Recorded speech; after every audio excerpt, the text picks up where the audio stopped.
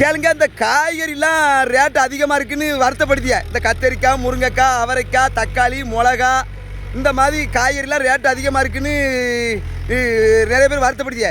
காரணம் என்னென்னா, இப்போ மழை காலம், பூம்பயிர் அவ்வளோ முழிப்பாக இருக்காது. இந்த காய்கறி இருக்கிறதுலாம் அவ்வளோ முழிப்பாக இருக்காது. அதனால் அந்த பூம்பயிர் வைக்கிறது ரொம்ப ஆசைப்படமாட்டாங்க. தண்ணி நின்றுச்சுனாலுமே அந்த பூம்பயிரெலாம் அழுவிடும். மீறி தண்ணியை வடி வச்சு விவசாயி அதை பூக்கிற நிலைமை குழந்தாலும் பனியும் வெம்பா பனியும் சேர்ந்து அடிக்கி.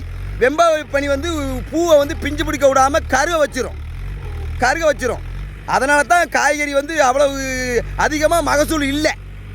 அதுக்கடுத்து இப்போ காய்கறி விளைய வச்ச இடத்த ஃபுல்லாக நெல் நடத்துக்கு உழவடிச்சிட்டு நடக்காங்க. அதனாலேயும் ஒரு காரணம். இப்போ பூம்பயிர் வைக்கிறதுக்கு விவசாயம் அவ்வளோ விருப்பப்பட மாட்டாங்க. இன்னும் ஒரு 2 மாதத்துக்கு இப்படி தான் இருக்கும். காய்கறி விலை வாங்கி சாப்பிடுங்க.